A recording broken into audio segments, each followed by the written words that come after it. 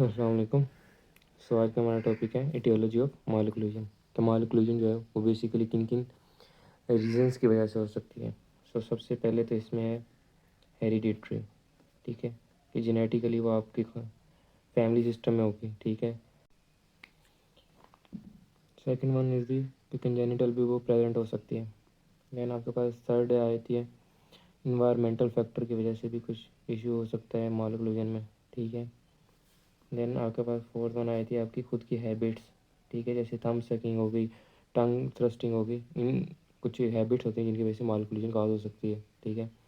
Then आपके पास कुछ आई थी कि एंडोक्राइन इम्बैलेंस की वजह से भी, एंडोक्राइन इम्बैलेंस की वजह से भी हो सकती है। तो ये कुछ रीजंस हैं, ठीक है, जिनकी वजह से आपकी जो है ना माल ओक्लूजन हो सकती है। आगे हम इसमें डिटेल में देखते हैं कि हेरिडिटी कैसे काज कर सकती है माल ओक्लूजन, ठीक है। कंजेनिटल कैसे हो सकती है, एनवायरमेंटल कैसे हो सकती है इफेक्ट, और हैबिट की वजह से क्या इफेक्ट होगा, और एंडोक्राइन की वजह से क्या इफेक्ट होगा। सबसे पहले हेरिडिटरी, ठीक है। अब हेरिडिटरी में कुछ चीज़ें होती हैं जो genetically from one generation to other generation carry हो रही होती हैं, ठीक है। अब इसमें जैसे टू साइज हो गया, टू साइज, आर्च डायमेंशंस, ठीक है, arch dimension, then crowding, spacing, ठीक है, then abnormality of shape, number and size, ठीक है, इनकी वजह से वो भी हो सकता है। देन ओवर जेट, जेनेटिकली आपके जीन में होगा, ठीक है। आपकी इंटर आर्च वेरिएशन भी हो सकती हैं, इंटर आर्च वेरिएशंस। और लास्ट है फ्रेनम अटैचमेंट, अब वो नॉर्मली भी हो सकती है। मतलब आपकी जनरेशन टू जनरेशन ये चीज़ें आपकी वेरी कर सकती हैं, ठीक है। तो ये आपकी जीन में होती है। तो एक ये रीज़न हो सकती है कि हेरिटरी आपकी काज हो माल ओक्लूजन की। देन कंजेनिटल होता है कि ड्यूरिंग बर्थ कोई इशू हो जाए तो उसकी वजह से भी हो सकता है। अब उसकी वजह से दो तरह से इफेक्ट पड़ेगा। कुछ जनरलाइज्ड भी होती हैं कि सारे टूथ पे इफेक्ट होगा, और कुछ होती हैं लोकलाइज्ड कि कुछ एक दांत पे होगा इफेक्ट ही। अब जो जनरलाइज है ना उसके कुछ फैक्टर हो सकते हैं कि जनरलाइज जो आपकी कंजेनिटल माल ओक्लूजन क्यों हो सकती है, ठीक है। कुछ फैक्टर्स हैं कि एबनॉर्मल स्टेट ऑफ मदर हो सकती है ड्यूरिंग प्रेगनेंसी, ठीक है। देन आपके पास माल न्यूट्रिशन हो सकती है ड्यूरिंग प्रेगनेंसी। एंडोक्राइनोपैथी हो सकती है, कोई इन्फेक्शन हो सकता है, ठीक है, कोई एंडोक्राइन का इशू चल रहा है अगर ड्यूरिंग प्रेगनेंसी मदर का, तो उसकी वजह से भी जो ओक्लूजन है उसके ऊपर इफेक्ट होगा, जो टीथ है उनके ऊपर इफेक्ट होगा बच्चे में, ठीक है। इसी के साथ कोई मेटाबॉलिक है, कोई मेटाबॉलिक चेंज आई है या मेटाबॉलिक अबनॉर्मलिटी है, उसकी वजह से भी इफेक्ट हो सकता है, ठीक है। कोई न्यूट्रिशनल है, ठीक है, कोई न्यूट्रिशन ड्यूरिंग प्रेगनेंसी डिस्टर्ब हुई है तो भी चाइल्ड की जो ओक्लूजन है या टीथ है उनके ऊपर इफेक्ट होगा, ठीक है। और इसके अलावा इंट्रा यूट्राइन प्रेशर, ठीक है, वो भी इंक्रीज़ होने से आपकी जो ओक्लूजन है उसके ऊपर इफेक्ट होगा। ये थे जनरलाइज जिसकी वजह से पूरे जो टीथ सेट ऑफ टीथ है ना उनके ऊपर इफेक्ट आएगा, ठीक है। ये किसी खास टीथ पे नहीं आएगा, ये सब टीथ को इफेक्ट करेगा, ठीक है। देन आपके पास आए थे कुछ लोकल फैक्टर, ठीक है, जैसे कि पहले आपके पास मैक्रोग्लोसिया, ठीक है, मतलब उसकी कंजेनिटली जो है ना किसी इशू की वजह से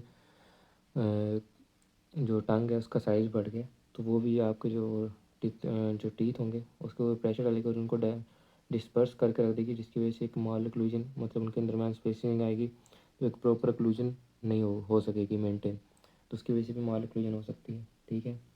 देन आपके पास क्लेफ्ट पैलेट, क्लेफ्ट लिप, ठीक है, ये आपके पास है cleft of face and palate, उसकी वजह से भी माल ओक्लूजन हो सकती है। कुछ फिर डिस्प्लेजियाज और कुछ बीमारियां हैं जिनकी वजह से भी हो सकता है, ये लोकलाइज इफेक्ट होंगे।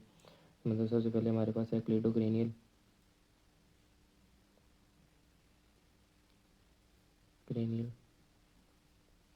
डिसोस्टियोसिस। अब इसके कुछ वो फीचर्स हैं कि इसमें क्या क्या फीचर्स हमें नज़र आएंगे, ठीक है। सबसे पहले हमें जो होगा सुप्रानुमरी टीथ नज़र आएंगे, सुप्रानुमरी टीथ, ठीक है, फर्स्ट वन। सेकंड वन हमें क्या होगा, शॉर्ट रूट्स होंगी, ठीक है, ज़्यादा टूथ होंगे लेकिन रूट्स छोटी होंगी, ठीक है, और जो रेसिडुअस होंगे वो ज़्यादा देर तक रहेंगे, ठीक है, और वो रिटेन रहेंगे, ठीक है, ओवर रिटेन। अब रिटेन ये ज़्यादा देर रहेंगे तो उसकी वजह से जो परमानेंट होंगे वो देर से आएंगे, ठीक है, या वो रिटार्डेड होंगे, रिटार्डेड परमानेंट डेंटिशन, ठीक है। देन इसी के साथ इसके अंदर क्या होगा, मैक्सिला जॉज पे भी इफेक्ट होगा, रिट्रूडेड जॉ होगा, रिट्रूडेड जॉ, ठीक है, और आपके पास प्रोट्रूडेड मैंडिबल होगा, ठीक है। ऑब्वियसली अगर जो मैक्सिला है वो हमारे पास रिट्रूडेड नज़र आ रहा होगा तो उसी की वजह से प्रोट्रूडेड हमारे पास मैंडिबल नज़र आ रहा होगा। तो वाइस वर्सा हो सकता है, कोई भी एक कंडीशन हो सकती है, ठीक है, या तो मैंडिबल प्रोट्रूडेड होगा या मैक्सिला, या दोनों भी एट ए टाइम भी हो सकते हैं। तो ये आपकी काज हो सकती है क्लिडोक्रेनियल डिसऑस्टियोसिस में, ये लोकलाइज फैक्टर जिसकी वजह से आपकी मालकुलिंग काज होगी, ठीक है, कंजेनिटली। देन आपके पास रहता है सिफिलिस, ठीक है, ये एक वेल नोन डिजीज़ है, ठीक है, जो कि अगर कंजेनिटली हो, जब ड्यूरिंग प्रेगनेंसी अगर मदर को हो जाए तो उसकी वजह से जो बच्चे की अक्लूजन होगी उसके ऊपर कुछ इफेक्ट होंगे, जैसे कि सबसे पहले इसमें हचिसन इंसाइजर्स होंगे, हचिसन इंसाइजर्स, ठीक है, मलबरी मोलर्स,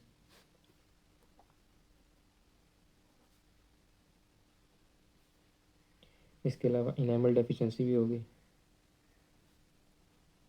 क्योंकि इनेमल सही से नहीं बनेगी तो ऑब्वियसली इश्यूज होंगे, ठीक है। इसके अलावा आपके क्या आ सकती है, एंटीरियर क्रॉस बाइट हो सकती है, तो ये इश्यूज आ सकते हैं, ठीक है, सिफिलिस की वजह से, ठीक है। तो ये हमारे पास है कंजेनिटल,